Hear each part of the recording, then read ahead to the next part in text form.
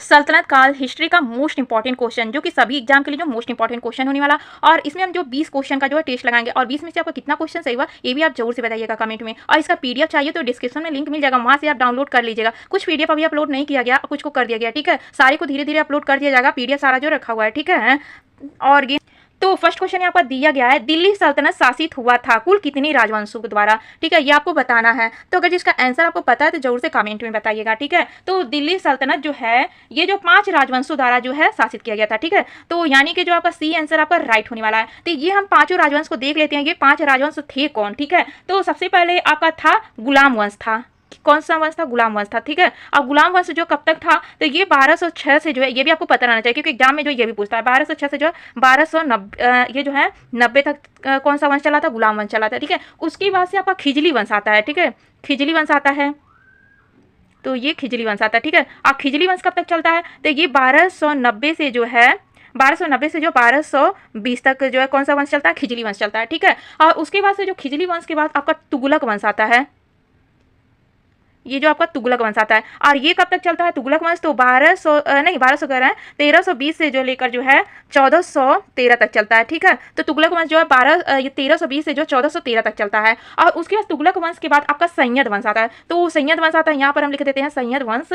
तो ये जो आपका सैयद वंश आता है, ठीक है। तो सैयद वंश जो कब तक चलता है? तो ये आपका चलता है 1413 से लेकर जो है 1451 तक चलता है, ठीक है। उसके बाद से आपका जो आखिरी जो वंश है आपका लोधी वंश है, ठीक है। लोधी वंश को हम देख लेते हैं, लोधी वंश जो कब तक चलता है? तो ये आपका 1451 से लेकर जो है आपका चलता है ये 1526 तक चलता है, ठीक है। तो ये आप देखें गुलाम वंश, तो ये गुलाम वंश सबसे पहले आया था, उसका खिजली वंश आया था, उसका तुगलक वंश, उसका सैयद वंश, और ये जो 5वां जो लोधी वंश था, ठीक है। इसका क्रम भी आपको पता रहना चाहिए क्योंकि एग्जाम में क्रम भी पूछता है, ठीक है। तो ये हम जो है सेकंड क्वेश्चन किसके बाद देखते हैं। तो सेकंड क्वेश्चन यहाँ पर दिया गया है, कलर चेंज कर लेते हैं। तो सेकंड क्वेश्चन आपका दिया गया है, निम्न में से कौन सा शासक दास राजवंश से संबंधित है? ये जो जितना भी क्वेश्चन 20 क्वेश्चन लिया गया, ये सारा जो एग्जाम में बहुत बार एग्जाम में पूछा गया क्वेश्चन है, ठीक है। तो इसे आप जरूर से याद कर लीजिएगा। और ये आप बताइए कि कौन सा शासक जो था ये जो दास राजवंश से संबंधित है, ठीक है। तो इसका राइट आंसर आपका होने वाला है, तो इल्तुतमिश जो है दास राजवंश से संबंधित था। कौन था? इल्तुतमिश क्या था? दास राजवंश से संबंधित था। और ये क्या था? इलवरी तुर्क था। तो ये जो है इल्तुतमिश क्या था? इलवरी तुर्क था। और इसने जो है इक्ता प्रथा को चलाया था। तो कौन सा प्रथा को चलाया था? इक्ता प्रथा को जो है चलाया था, ठीक है। तो ये भी क्वेश्चन जो एग्जाम में जो बहुत बार पूछा गया है कि इक्ता प्रथा को जो किसने चलाया था? इक्ता प्रथा को जो किसने चलाया था? इल्तुतमिश ने चलाया था, ठीक है। तो ये भी आपको पता रहना चाहिए। और ये हम थर्ड क्वेश्चन को देख लेते हैं, यहाँ पर दिया गया है, दिल्ली पर राज करने वाला प्रथम महिला शासिका। ये भी क्वेश्चन जो एग्जाम में जो पता नहीं कितनी बार पूछ चुका है, ठीक है। तो ये आपको भी पता रहना चाहिए, ठीक है, कि दिल्ली पर राज करने वाली प्रथम महिला शासिका कौन थी। तो इसका राइट आंसर आपका होने वाला है रजिया सुल्तान, जो थी दिल्ली पर जो राज करने वाली जो प्रथम महिला शासिका थी। कौन थी? रजिया सुल्तान थी। और रजिया सुल्तान जो है किसकी बेटी थी? तो ये इल्तुतमिश की जो है बेटी थी, ठीक है। और ये शासन कब तक की थी ये भी आपको पता रहना चाहिए। तो 1236 से लेकर जो है 1236 से लेकर जो है 1240 तक इसने शासन किया था, ठीक है।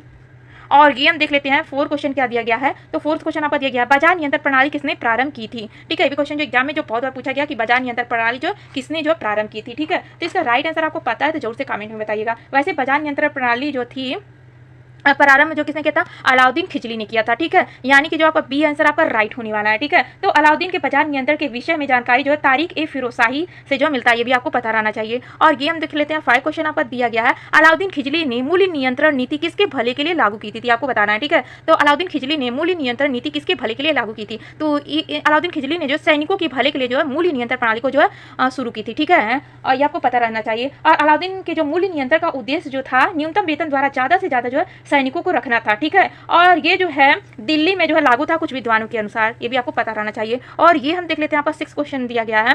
तो 6 क्वेश्चन दिया गया, राजस्व सुधारों को सर्वप्रथम किसने चलाया था? तो आपको बताना है राजस्व सुधारों को जो है सर्वप्रथम जो किसने चलाया था, ठीक है। तो इसका राइट आंसर आपका होने वाला है अलाउद्दीन खिजली। तो राजस्व सुधारों को सर्वप्रथम जो अलाउद्दीन खिजली ने चलाए थे, ठीक है। और ये हम देख लेते हैं, आपका 7 क्वेश्चन क्या दिया गया है। तो 7 क्वेश्चन आपका दिया गया, रणथंभौर क्या है? तो रणथंभौर जो है ये जो है एक राजपूत दुर्ग है, ठीक है। रणथंभौर क्या है? एक राजपूत दुर्ग है। और ये कहाँ पर है? तो ये भी आपको पता रहना चाहिए कि रणथंभौर जो कहाँ पर है, ये राजस्थान में है, ठीक है। और ये जो है राणा हमीर देव का जो ये किला था, किसका था? राणा जो था हमीर देव का ये किला था। और इसे जो है 1301 में जो किसने जीता था? तो ये जो है अलाउद्दीन खिजली ने जो 1301 में जो है ये जो किससे जीता था, राणा हमीर देव से जो है जीते थे। ठीक है, तो ये आपको पता रहना चाहिए। और ये हम देख लेते हैं, आपका दिया गया 8वां क्वेश्चन दिया गया, कागज का भारत में आगमन किस सदी में हुआ, ये आपको बताना है। तो कागज का भारत में आगमन जो 13वीं सदी में हुआ था, ये आपको पता रहना चाहिए।